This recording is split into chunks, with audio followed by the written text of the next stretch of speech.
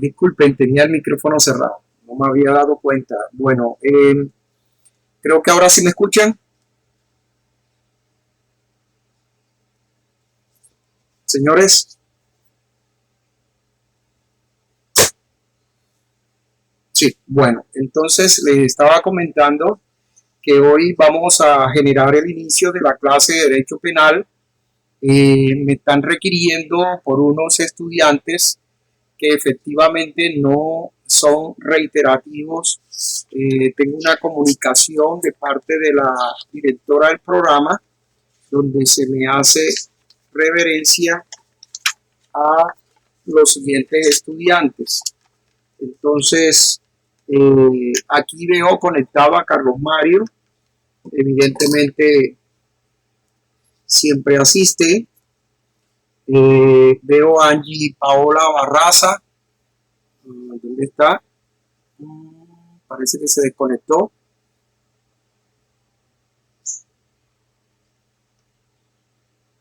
Inicialmente aparecía, ya no la veo conectada. Ángela Beleño, Ángela, Ángela,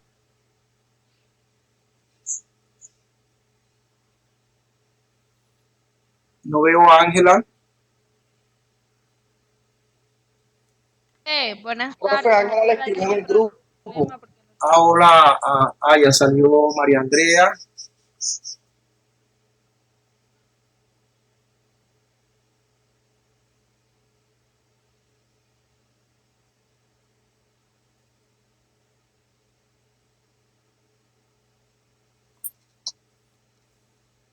Ya ella está manifestando. Angie, profe, se me cayó la conexión. Va a volver a conectarse a la reunión.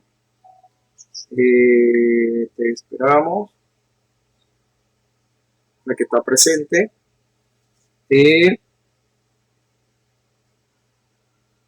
María ya está conectada. La acabo de ver ahorita. María Andrea.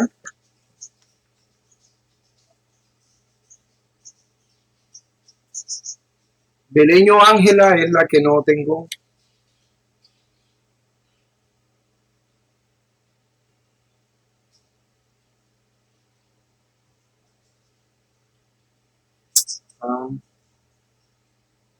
Beleño no tiene luz en su casa. Entonces aquí podemos por lo menos decir que está Carlos Mario del Valle, Luz Dari. Aquí está Luz Dari. Está César, Eric, María Andrea, Laura y Santiago también. Candia Alcina, otra vez. Bueno, démosle.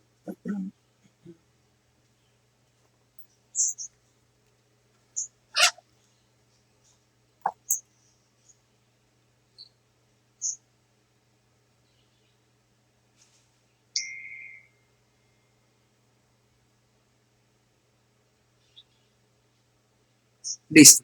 Entonces damos comienzo a la clase. Hacemos nuevamente lo que hemos venido haciendo para que quede la estructura del comportamiento delictual de manera clara. Es importante que nosotros el día de hoy se nos quede totalmente, por lo menos definido, lo que es el comportamiento desde el punto de vista objetivo. Ya nosotros tuvimos la oportunidad de estudiar el primer elemento objetivo, que es la acción, mirándola desde los dos puntos de vista, acción y omisión. También hemos estudiado lo referente a los sujetos que participan en el comportamiento delictual que describe el legislador en una norma de carácter prohibitiva. De un lado está el sujeto activo, del otro lado está el sujeto pasivo. Siempre toda conducta recae entre estas partes que intervienen en estas modalidades de carácter prohibitiva. El sujeto activo ya lo miramos, puede ser en un momento dado monosubjetivo, en otros plurisubjetivo, puede ser determinado y en otros puede ser de manera no determinada. También hemos tenido la oportunidad de estudiar lo que es la conducta. Ahí ella la identificamos con el verbo rector. También tuvimos la oportunidad de estudiar la conducta frente a lo que son los elementos circunstanciales de tiempo. Es importante, por favor, de que uno pueda identificar estos elementos en el comportamiento y en la norma de carácter prohibitiva. De igual manera, también hemos tenido la oportunidad de estudiar lo que son los elementos descriptivos, normativos, y en dichos elementos normativos, me permiten un minuto, por favor. Hola, doctora Vanessa. Bien, gracias. Nuevamente buenas y disculpen por la interrupción. En este momento nuevamente hacemos el calificativo en la evolución de lo que es la conducta punible y en especial a los elementos que hacen parte de la conducta misma, del concepto de tipicidad. Ya hablamos de la acción, ya hablamos de los sujetos, ya hablamos de la conducta, en donde identificamos un verbo rector y en algunos casos circunstancias propias que generan elementos modales, elementos de tiempo y de lugar. Observamos en algunos tipos penales también algunos ingredientes normativos como unas ayudas extrapenales que el legislador utiliza para hacer o para entender o para ubicar por lo menos el desarrollo de la norma prohibitiva. Y en algunos otros inserta dentro del tipo penal algunos elementos propiamente subjetivos y que la doctrina en algunos eventos ha denominado el dolo específico para identificar lo que se denomina el ingrediente subjetivo. Pasado esto, estudiamos también lo que era el objeto, partiendo de dos ramas. Una, la jurídica, que es el bien jurídico general que protege la norma, y el otro, el objeto material, que es donde recae textualmente el comportamiento del sujeto activo para identificar que este puede ser personal si recae sobre una persona, puede ser real si recae sobre un elemento u objeto, o puede ser fenomenológico cuando no se observa realmente dónde está recayendo el comportamiento por la existencia de una situación ficticia o una ficción, como lo determina la ley. Adicionalmente, nosotros comenzamos a estudiar lo que era el nexo causal. Y quiero por lo menos que me corrijan si ya nosotros nos introducimos al nexo causal o ya pasamos este elemento.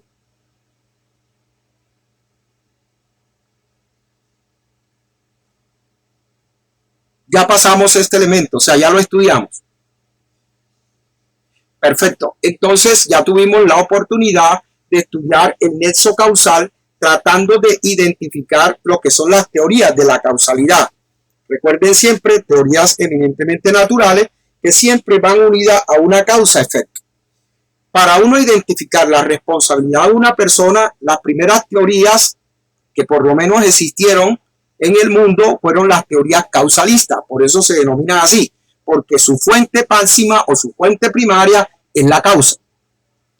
Pero a medida que se van generando el nuevo desarrollo del derecho penal como ciencia, nos encontramos con una serie de comportamientos donde la sola causalidad no va a ser suficiente para identificar el criterio que determine la responsabilidad del sujeto activo.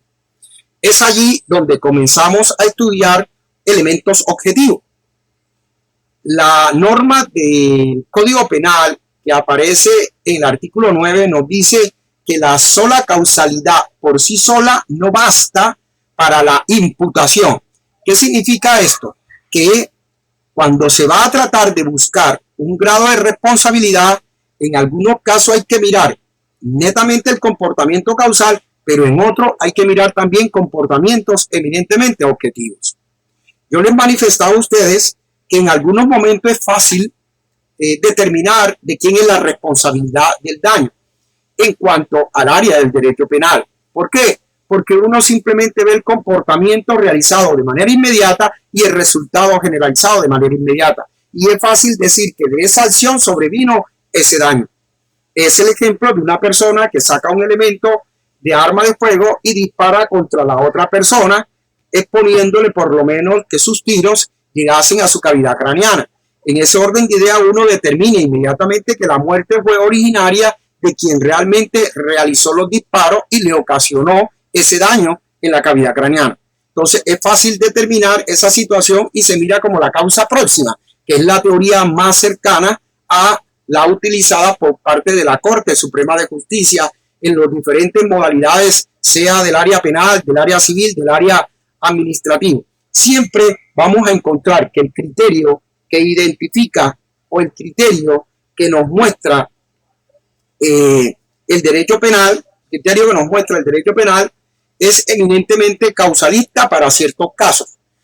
Nosotros tuvimos la oportunidad en la clase pasada de estudiar la teoría de las condiciones equivalentes, la conditio sine qua non, la teoría de la tipicidad adecuada y la teoría de la causalidad adecuada, que en otras palabras es la que se aplica actualmente. Diferente a ello, nos toca ver también unos grados de imputación, donde realmente, como lo repito y lo voy a volver a decir, la sola causalidad no será suficiente, porque necesitamos algunos grados de imputación. Veamos un ejemplo muy sencillo que ya tuvimos la oportunidad de estudiarlo en la clase pasada. Y es el siguiente. Imagínense ustedes que una persona toma su celular y comienza a hablar por su celular. Al momento que va a cruzar la calle, se distrae tanto con el celular y la cruza. Cuando evidentemente viene un vehículo que no logra por lo menos esquivarlo y menos frenar o incidir en él los frenos, por el cual lo choca y lo tira contra el pavimento. Inmediatamente el resultado de ese choque, de ese elemento por lo menos cubierto de elemento carnoso, blando, es expuesto frente a un piso totalmente duro y a la contextura del vehículo automotor. En ese orden podemos nosotros identificar de manera clara, que realmente diremos que quien ha realizado el comportamiento que le ha causado la muerte a esa persona es el conductor del vehículo, porque en la conducción de su vehículo chocó a ese elemento humano y le generó la muerte. La teoría causalista determinaría que la última causa más cercana al resultado nocivo es el manejo vehicular que golpea la persona blanda humana, ocasionándole el daño. Desde ese punto de vista tenemos que mirar, no, pero es que no se puede resolver la situación solamente con la teoría causalista, hay que utilizar otras teorías y es donde se tienen que observar eminentemente criterios objetivos.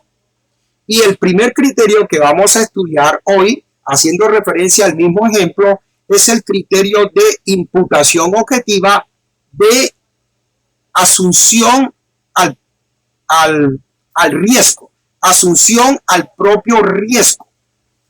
¿Qué identifica asumir al propio riesgo? Es cuando la persona asimila su comportamiento y que realmente el riesgo en que se expone es creado por él, no por otras personas. En este caso, en el ejemplo que dábamos, la persona expone todo su comportamiento humano y su integridad humana al trascender en el cruce de la carretera sin observar los criterios de riesgo. Y desde ese punto de vista es cuando se produce el choque generándole el daño respectivo. A partir de ahí es claro y por lo menos conveniente, por lo menos determinar de que no podemos decir que la sola causalidad va a tener que determinar la responsabilidad de esa persona. Es necesario tener que utilizar otro criterio. Y ese criterio que se utiliza es el criterio objetivo. Imputación objetiva. El primer criterio, asumir al propio riesgo. O como lo dice la doctora Claudia López, asunción al propio riesgo. Repito, cuando la persona asume con su mismo comportamiento el daño que verdaderamente asume. Vamos al ejemplo que les decía en la clase pasada. Supongamos que ustedes, aquellos que en algún momento dado hemos planchado, hemos utilizado por lo menos la plancha, algunos para probar esa misma, sin saber si está caliente o no, utilizamos el medio más concurrente quizás mirado de nuestros abuelos, ¿cuál? Que humedecíamos el dedo y tratábamos de tocar la plancha y mirar así si verdaderamente generaba chispa o algo por el estilo porque estaba caliente.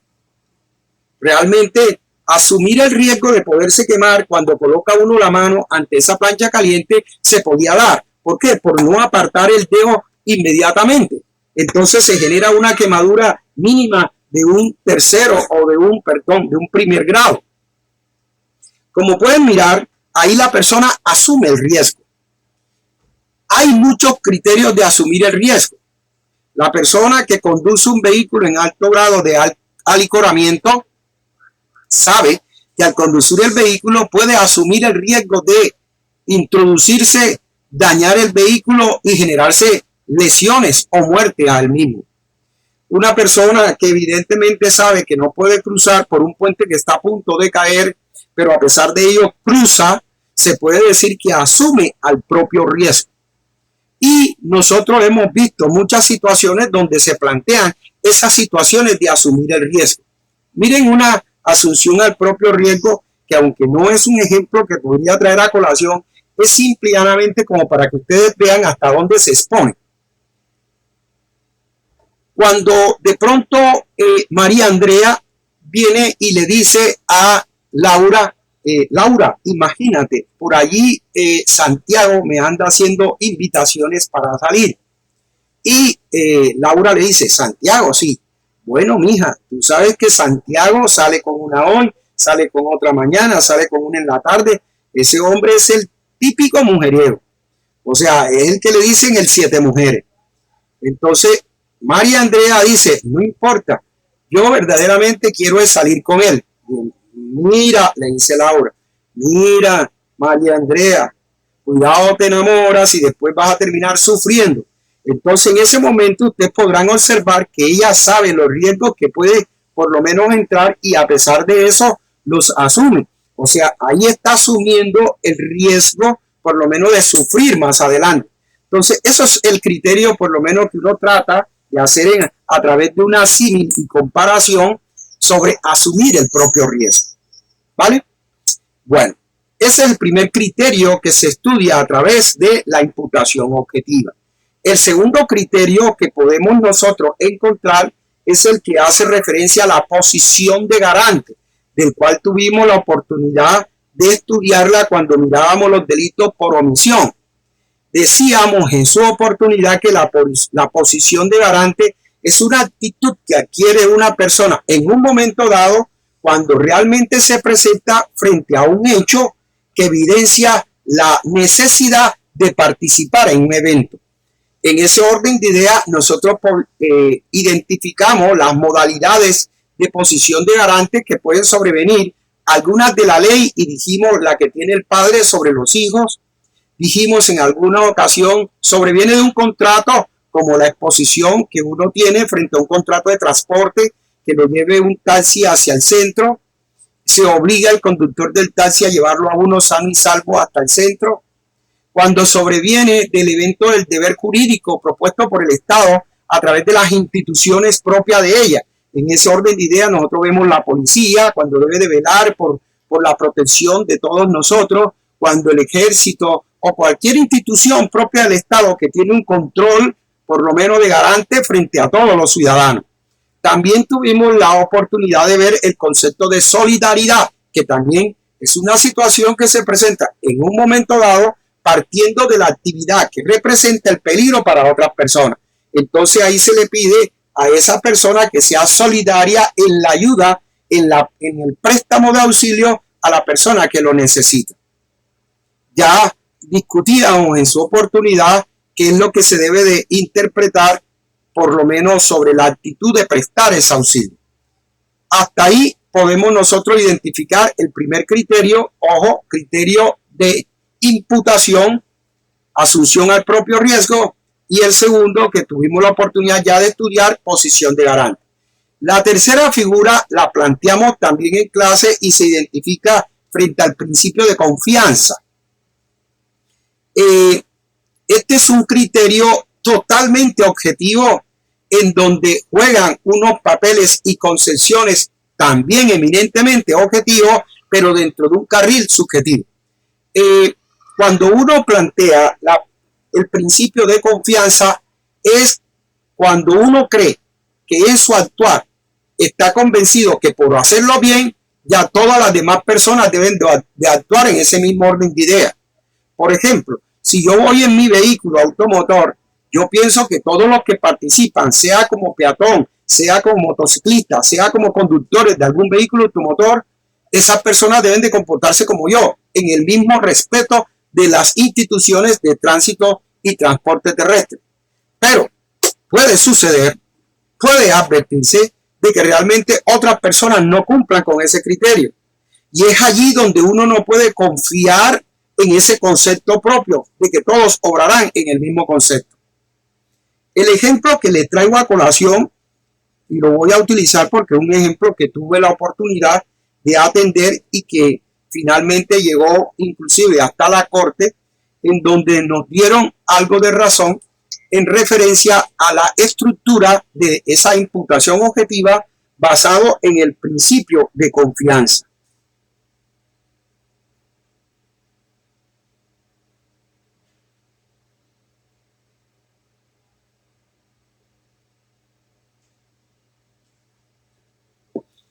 Ante esta situación, estás dando los conceptos positivos del video.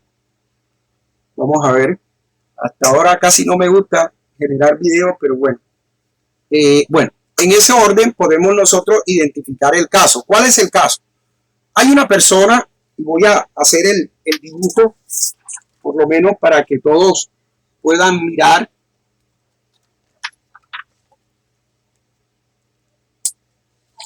La representación del caso en particular.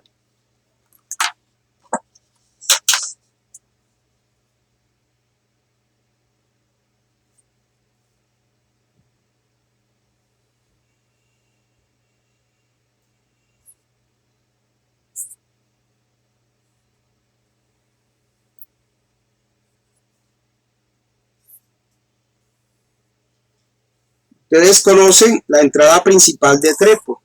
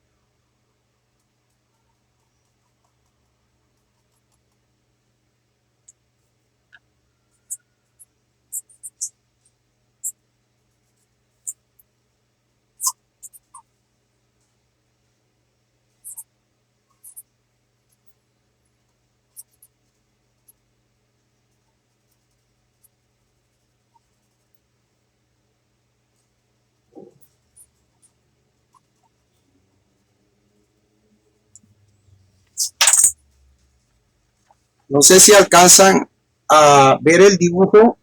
¿Lo alcanzan a ver?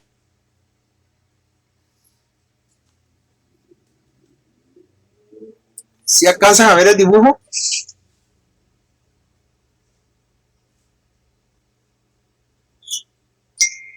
En ese dibujo a mano alzada, ustedes van a observar aquí que esta es la avenida principal para entrar a Crespo y que hay unos vehículos que naturalmente tratan de cruzar para entrar a los callejones. Naturalmente, la preferencial siempre la van a tener los vehículos que son paralelos a la avenida principal. Un vehículo hace un cruce y entra al carril. Cuando va pasando por aquí, observa que a lo lejos viene un vehículo, moto, y por el cual por lo menos la persona cruza o hace la intersección para cruzar como tal. Como pueden ver, él procede a seguir pensando quizás de que realmente este conductor puede frenar por la distancia que hay. Este conductor de la moto señor, observa que el vehículo sigue adelante cuando él debió parar y frenar para dejar que los vehículos que tienen su preferencial sigan. En este caso, ustedes se van a dar cuenta que realmente este vehículo no paró, sino que siguió, manifestando que quien debía parar era este, y se procede al choque aquí. Aquí queda la persona por lo menos tirada por las lesiones.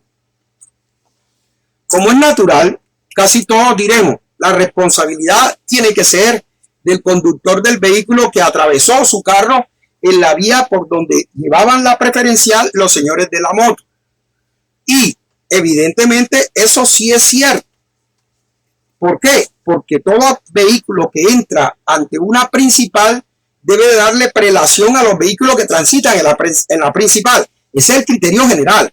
Pero resulta que en el caso en particular, la persona que va conduciendo el vehículo ve el vehículo que está atravesándose a una distancia promedio de 40 metros y manifiesta ante la gravedad de juramento que él conducía su vehículo no más de 20 a 30 kilómetros por hora. Entonces lo que quiere por lo menos decir es que la persona debió de ver el vehículo, pudo frenar, pudo realizar cualquier acción, inclusive disminuir un poco la velocidad y el vehículo hubiese pasado. Pero él no generó esa circunstancia. Él lo que hizo fue que cuando vio el vehículo aceleró más para tratar de pasar y como no pudo pasar se estrelló contra el vehículo. Nuestra posición fue que él invadió el criterio de confianza.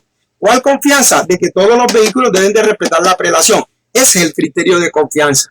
Entonces, en ese orden de ideas, la Corte acepta el concepto de confianza y evidentemente lo trató así. Se acepta el criterio de confianza, pero en particular ordenó ser equitativo por la actividad peligrosa que representaban los dos vehículos en la intervención del accidente como tal, o en la intervención en el manejo de vehículos como tal. Entonces, ese es un criterio de imputación.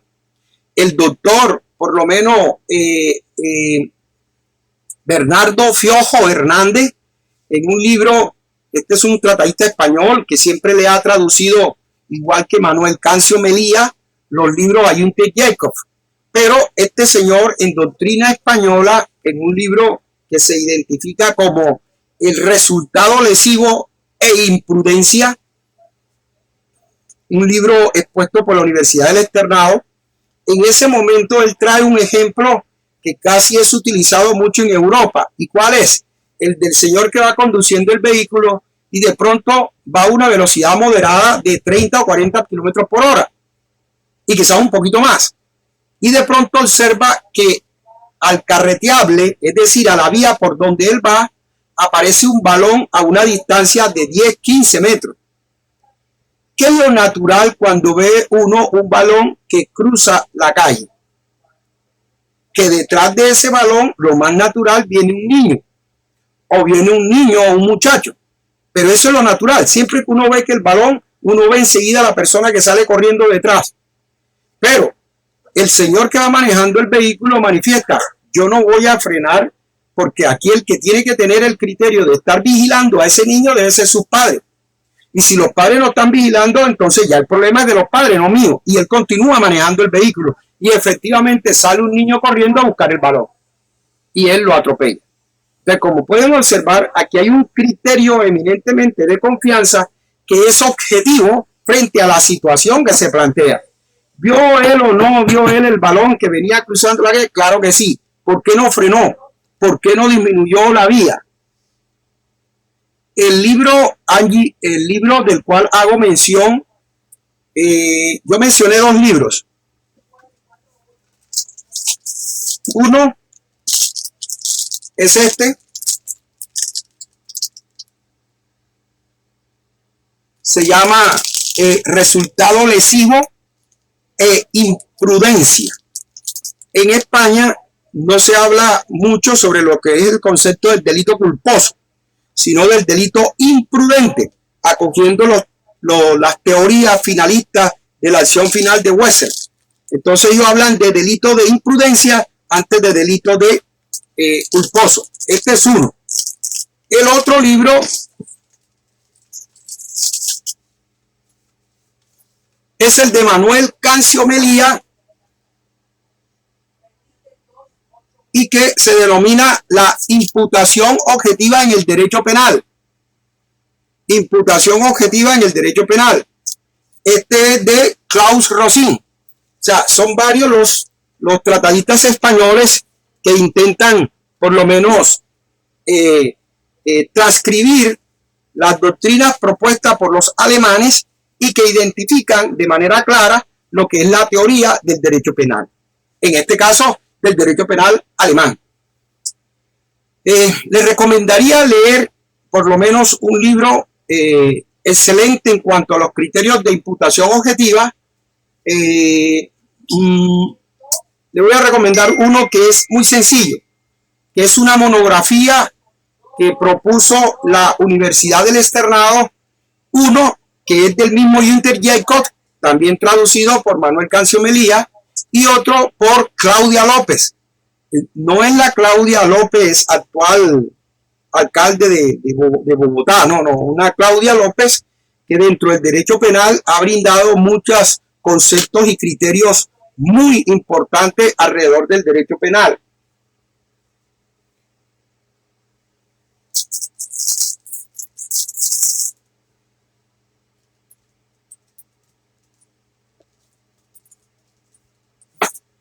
En el momento no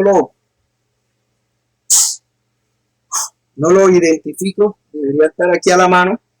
Tengo el de Yesir Reyes Alvarado, el del hijo de Alfonso Reyes de Chandía, aquel magistrado que fue inmolado por un presidente de la República ante la negativa de no querer hablar directamente con los señores del M-19 de ese entonces, y que finalmente asesinaron a ese gran mártir.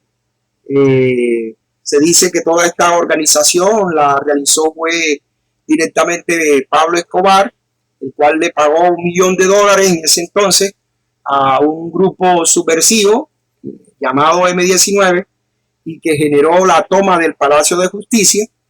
Lo que se están viendo algo del capitán, no sé, general Naranjo, por lo menos ahí mostrado unas actividades propias de lo que hizo este señorito, Pablo Escobar, y cómo se permeaba las instituciones de seguridad del Estado frente al dinero, frente a ese molde que nunca se ha podido acabar en Colombia, porque realmente el ser humano, sobre todo el ser humano latino, es hambriento de dinero y el dinero lo compra todo y muchos venden su moral por el dinero. El próximo semestre, si tenemos la oportunidad de estar, vamos a mirar los delitos contra la administración pública y ahí nos vamos a encontrar todos aquellos que de una u otra manera deberían de estar detenidos como consecuencia de la cantidad de delitos que han cometido en contra del Estado, frente al erario público, frente al patrimonio del Estado. Lo que está pensando el señor Duque, hacer préstamos y préstamos, pero ¿de dónde sale esa plata para poder pagar después los préstamos? De algunas reformas de Hacienda, algunas reformas económicas que perjudican en un momento dado el patrimonio de cada uno de los ciudadanos colombianos. Bueno, desde ese punto de vista está claro lo que es referencia a estos tres primeros criterios. Lo volvemos a leer. 1. ¿Quién me lo dice?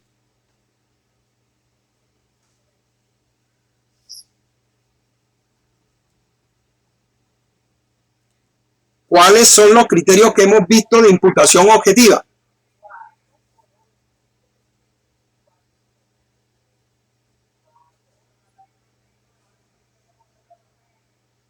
Angie.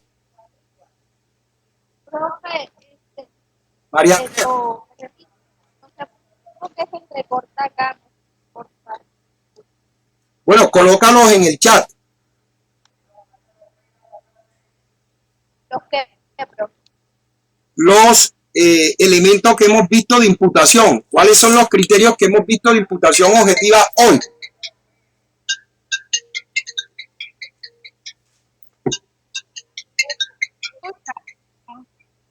Aló, doctora Vanessa. Bien, gracias. Hemos tenido la oportunidad de ver los elementos del tipo, inicialmente, la acción, el sujeto, la conducta, el objeto y el nexo causal. Permítanme. Doctora Vanessa.